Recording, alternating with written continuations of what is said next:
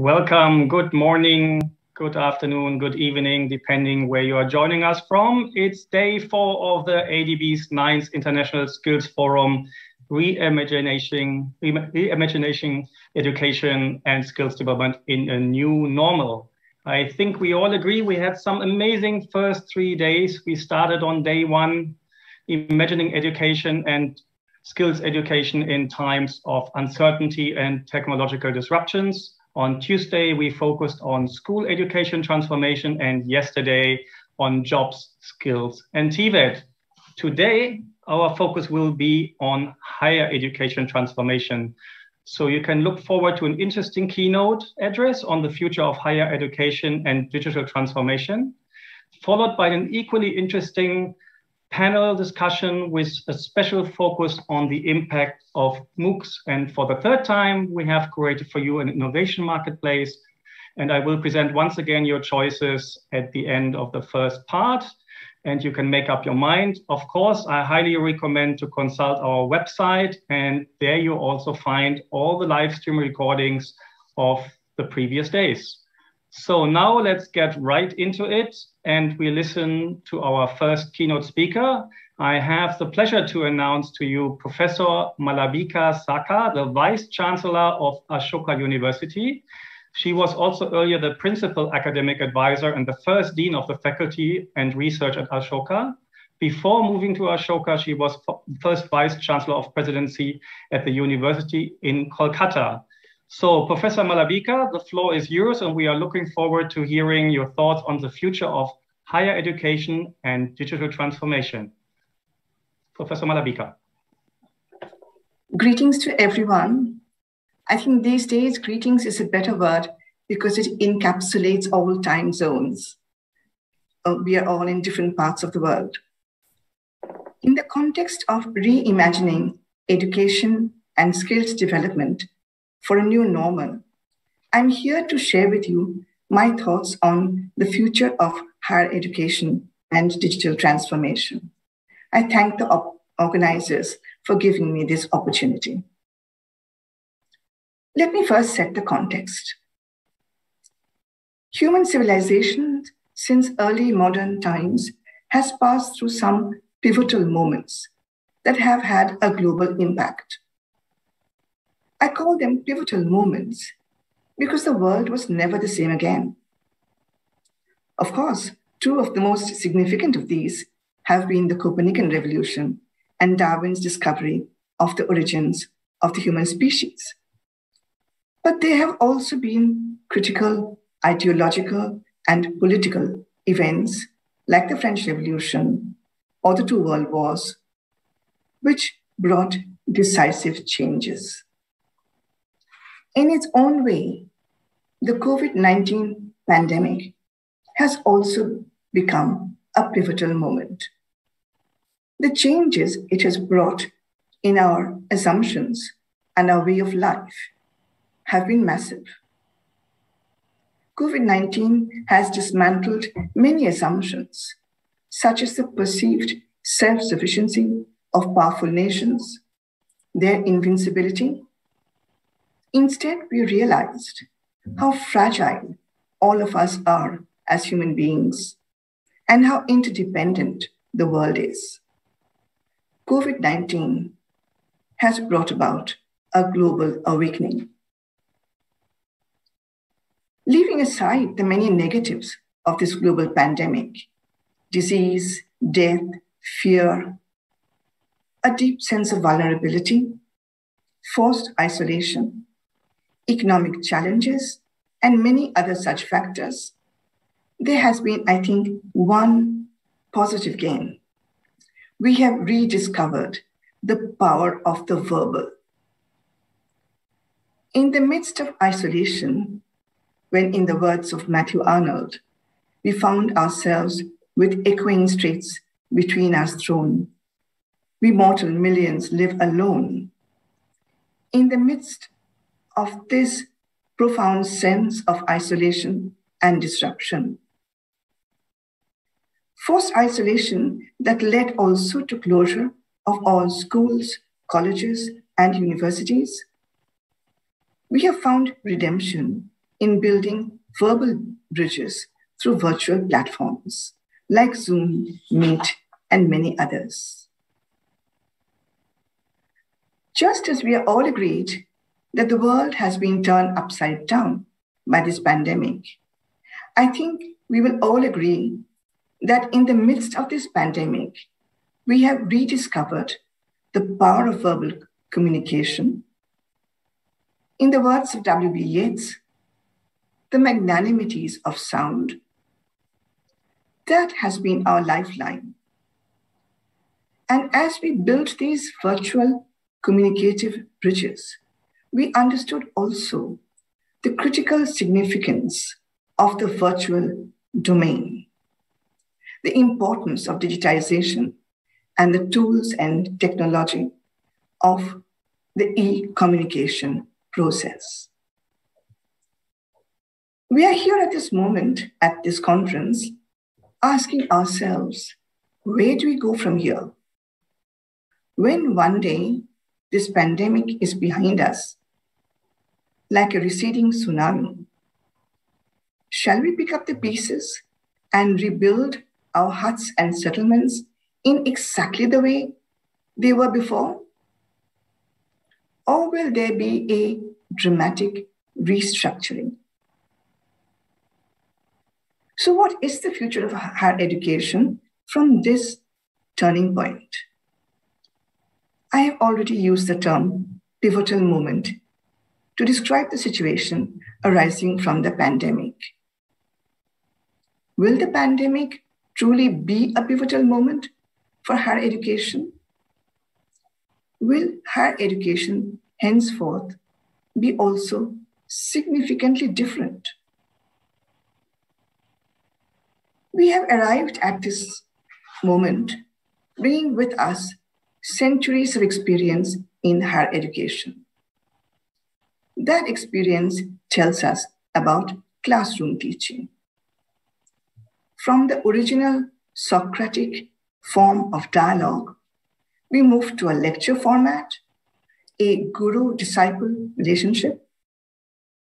But with the opening of the borders of knowledge through the internet, with information available at the click of a mouse, classroom teaching again has become increasingly dialogic. But in the classroom, the words we speak as teachers are supplemented significantly through eye contact and gesture.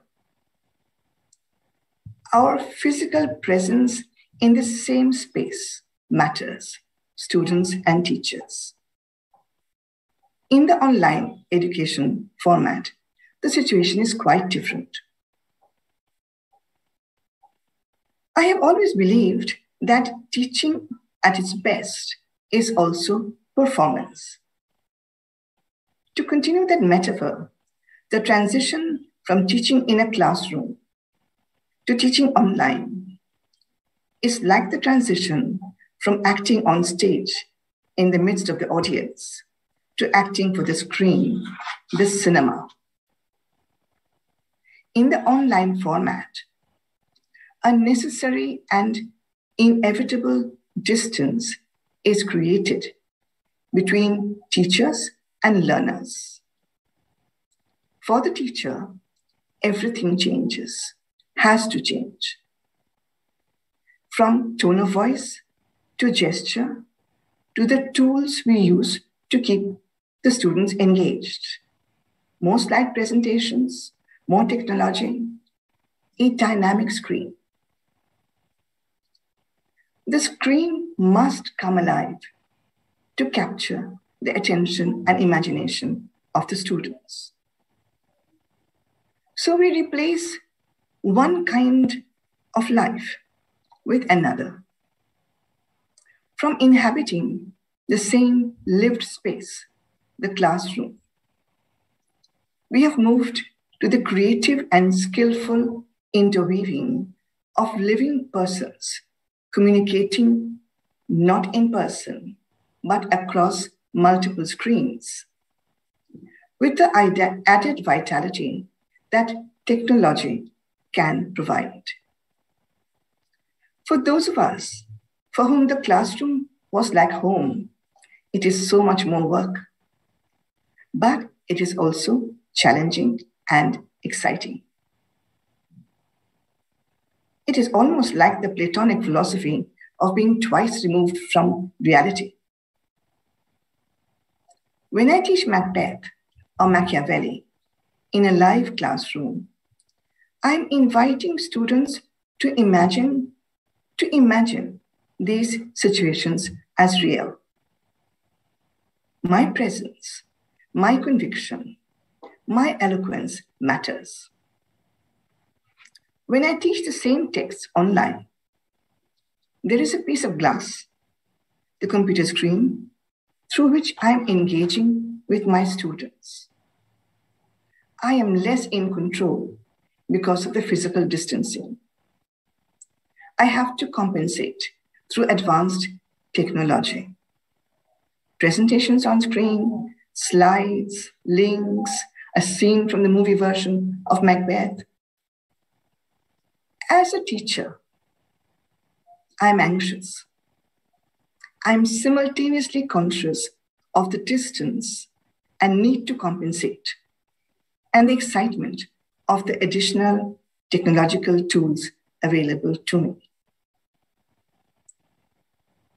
When the world becomes a safe space again, when we reach a post-COVID world, as we surely will one day, will higher education be different from what it was in pre-COVID times? I believe it will be. We will not slide back to the educational architecture of pre-COVID times without any change. We will not build the Hudson settlements post-tsunami in exactly the way they were before.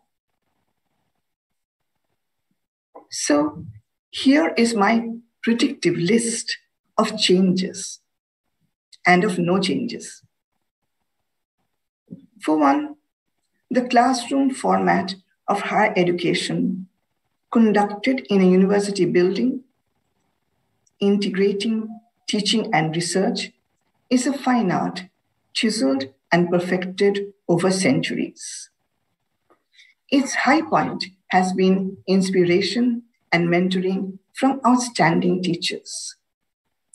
And just not the classroom experience, but also the conversations in corridors and over coffee, where students and teachers learn from each other. I believe that that will survive, because that is the essence of a transformative educational experience. But second, I believe that increasingly the digital tools we have mastered during the pandemic will be used to enliven the classroom. And that will be exciting. And third, and perhaps arising from that, more often than not, I believe recorded lectures will become the norm. Earlier, we had the practice of giving reading lists to our students. I think now reading lists will be supplemented through access to recorded lectures. That will provide the foundation for more engaging discussions in class. And fourth, MOOCs and other forms of e-learning will flourish. But that will not only be the format for massive reach, but also the forum for innovative courses. More and more universities will experiment and launch their own online courses, as we have done with Ashoka X. For the sake of sustainability, MOOCs will need to be reinvented. The next generation of MOOCs will need to look at the opportunities and the market requirements all over again. And number 5 for me, a time will come when universities who today offer major and elective courses as a basket, will soon offer taught classroom courses and digital courses as a basket. With the digital becoming more and more acceptable, that is likely. A new culture of innovation will strengthen the values of traditional higher education with lessons learned from new digital technology. So finally, the world of higher education will become an even more exciting space with multiple possibilities. What I foresee is a more liberal culture of innovative higher education, more open to intersecting models. You will notice that in all of this, I've avoided using the word hybrid. In my ears, that sounds a little too mechanical. If we have learned one lesson from the pandemic, it is the importance of being innovative, creative, adaptable. Going forward, higher education will see the growth of not one engineered model, a hybrid or a bonsai, but many forms of natural interweaving. Sustainability is a word that comes to mind as I think of the future of higher education following the pandemic. The digital mode provides the most sustainable model for higher education. Costs can be minimized and accessibility can be significantly increased. Looking at the world population graph, this will be of great value in many situations. What happens if we think of a virtual university? It will have great reachability and provide opportunities to many. A cloud-based model will have least infrastructure requirements, so a sustainable model. However, this can only be, I believe, an alternative for those without the opportunities to join a higher education institution. It cannot be the preferred option. And of course, in all of this, in talking about this model, we are assuming that there is no technology shortage and no computer glitches. Let me end on a note that is a view from my window, that there is a great need to develop women leaders in higher education. And any future plans we make should factor that in. As we look around us, we find that the gender ratio among students is steadily improving. So also among researchers, and so also among faculty. But that balance is missing in higher education leadership. There is much less gender equity there. We are yet to come out of the mindset that women are not good academic administrators. And yet I can give you great examples from people I have got to know well personally, women in higher education leadership. I'll give you 3 examples, all taken from the same university, no doubt, but university with which perhaps I'm most familiar outside universities in my own country, that is University of Cambridge. And the first person I think of when I think of women in higher education leadership is Dame Rosemary Murray. She was a chemist and educator, born in 1913. She died in 2004. She was president of New Hall when I was an undergraduate student there. New Hall has now been renamed Murray Edwards College, as many of you know, and part of that name, Murray, comes from her name, Dame Rosemary Murray. She was the first woman Vice Chancellor of Cambridge University from 1975 to 77. She was a gentle but formidable person. I think also of Professor Muriel Bradbrook, literary scholar and an authority on Shakespeare. She died in 1993. She was the first woman professor of English at Cambridge, and she was mistress of Girton College, Cambridge. My friends in Girton used to say that if they woke up early enough, they could hear Professor Muriel Bradbrook wandering around the gardens of Girton, reciting Shakespeare's sonnets. She knew all of them so well. And she retired in 1976, and a part of the Northwest Cambridge development has been named after her in recognition of her contribution to higher education. And the third name I'll mention to you is that of Dame Alison Richard, anthropologist and administrator. She was provost of Yale from 1994 to 2002.